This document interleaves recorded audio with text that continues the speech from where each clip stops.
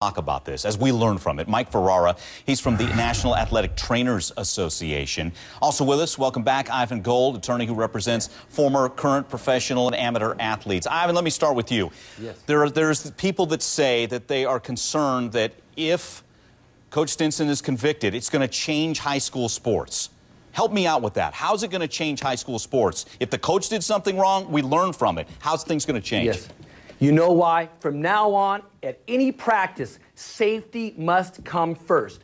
Parents put their kids with teachers, with scout leaders, with coaches. They expect safety. This is recreation. The coach must say at the beginning of every practice, drink your water. If you're tired, let me know. This will forever send a clear message to all amateur coaches. Safety first, 94-degree heat, no excuse for not giving players water and watching them closely. If this coach is acquitted or if he's convicted, it will still send an important message to all amateur coaches. That's a good thing, don't you think, Ivan?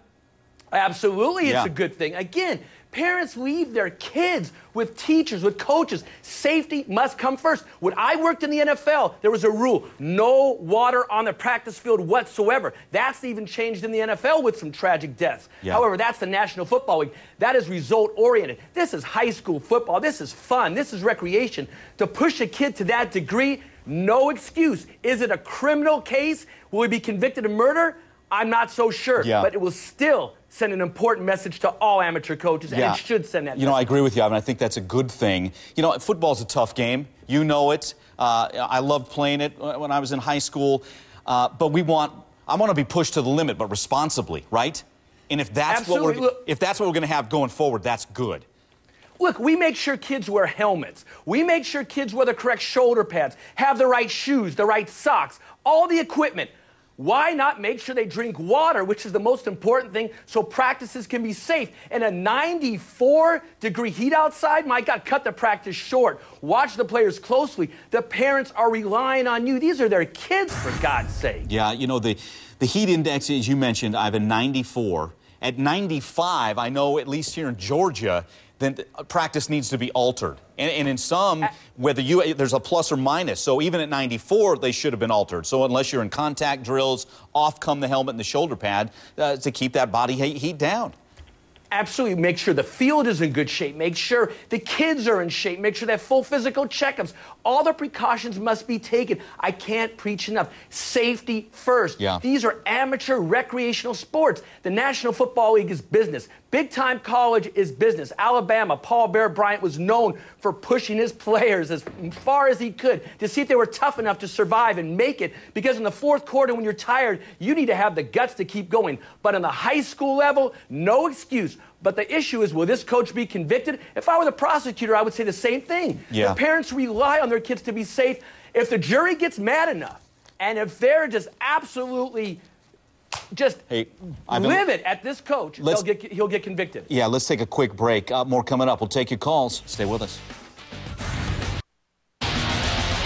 Welcome back to Prime News on HLN. Continuing our conversation. Coach in Kentucky is facing reckless homicide, wanton endangerment charges. A year ago, one of his players, 15-year-old Max Gilpin, died. His body temperature, 107. There's a trial going on right now, figuring out whether or not this coach denied water. Was he irresponsible? We're taking your calls, 1-877-TEL-HLN. Pat's with us right there in Kentucky. Hey, Pat, go ahead. Yes, my comment on the case is because it should have never gone to trial. A child that is 15, 16, 17 years old should know if they need water.